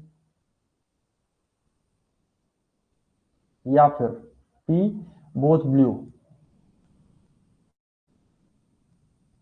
चलिए, तो पी जो हो जाएगा रिक्वायर्ड, दोनों रेड का क्या मतलब, आपके पास टोटल नंबर ऑफ बॉल्स कितना है, 5 4 9 3 12, ठीक है। तो पहली रेड हो, आपके पास टोटल रेड कितनी है, 5 रेड है, तो पहले ही रेड आपके पास अवेलेबल कितनी है, 5 आउट ऑफ कितनी, 12 में 5 डिवाइड बाई 12। ये हमने एक बॉल निकाली और इस बॉल को बाहर रखा, आप रिप्लेस नहीं कर रहे हैं, तो अब आपके पास उस बैग में कितनी रेड बॉल बची, 4, और आपके पास जो टोटल बॉल्स 12 थी इसमें से एक निकल गई, तो कितनी बची आपके पास, 11। तो अब आप इनमें इन 11 में से 4 निकाल सकते हो। This is the required probability of both red. Similarly green की बात करें, ग्रीन कितना अवेलेबल है आपके पास, 4, तो पहले आपके पास 4 ऑप्शन है out of 12, 4 divide by 12 into, अब क्या अगली बार क्या है, एक बॉल ऑलरेडी ग्रीन निकाल चुके हो आप, तो बचेंगे कितने, 3, और ऑप्शंस कितने आपके पास, 11, प्लस बोथ ब्लू, ब्लू पहले आपके पास क्या है, 3, टोटल कितने थे आपके पास फेवरेबल, 12, अगली बार एक निकाल लिया तो बचे 2, और कितने में से, 11 में से। तो you have to solve this, 20 upon ये आएगा 132 प्लस 12 अपॉन 132 प्लस 6 अपॉन 132, तो 20 12 32 6 38, 38 अपॉन 132, इसको कैंसिल करोगे 19, 2 6 जा 12, 2 6 जा, दैट इज 19/66 है ऑप्शन में, option D, this is correct. Clear होना चाहिए, बिल्कुल बेसिक्स है, प्रोबेबिलिटी का बहुत ही बेसिक्स है, बस ये पता होना चाहिए रिप्लेसमेंट और विदाउट रिप्लेसमेंट का क्या मतलब है, बस डिफरेंस आपको पता है तो question is very much clear. One काफी इजी कैटेगरी का क्वेश्चन है। तो आपके सभी क्वेश्चंस डिस्कस कर लिए हमने, जो भी गलत क्वेश्चंस थे, क्या गलती थी, कहाँ पे डेटा इनसफिशियंसी है या फिर ऑप्शंस गलत हैं, वो हमने आपके सामने रख दिए, क्या कितना है ना, ठीक है। तो आई होप अब आपको क्लियर होगा। अब आज अपन इतना ही करते हैं, ठीक है। आज अपन नॉन टेक वाला पूरा पोर्शन कर लिए, कल से पूरा टेक्निकल देखेंगे, क्योंकि इसमें क्या है कि प्रॉब्लम कहाँ है ना, कि क्वेश्चन गलत हो जाता है वहां पे स्टक कर जाता है, वहां पे दिक्कत हो जाती है। पहले से पता करना चाहिए, पता रखना पड़ेगा कि कौन सा क्वेश्चन गलत है, तो आपको बताने में थोड़ा सा सहूलियत होगी हमें, ठीक है। तो हमने यहाँ पे जितने भी क्वेश्चन थे नॉन टेक वाले वो देख लिया आज। कल जो पूरा टेक्निकल पोर्शन है वो अपन क्या है कल पूरा डिस्कस करेंगे, ज्यादा टाइम नहीं ले सकते आज। बाकी यदि जितना भी हमने डिस्कस किया इसमें से कोई डाउट होगा तो आप मैसेज कर सकते हैं ग्रुप में, जहाँ में कोई क्वेश्चन पर्टिकुलर डाउट है आपको अभी भी नहीं समझ में आ रहा है। तो इसमें तो 2 3 क्वेश्चन तो गलत ही निकल गए। गलत कैसे, जैसे ये वाला क्वेश्चन गलत है, इसमें ऑप्शन ही नहीं है कोई सही सेकंड में।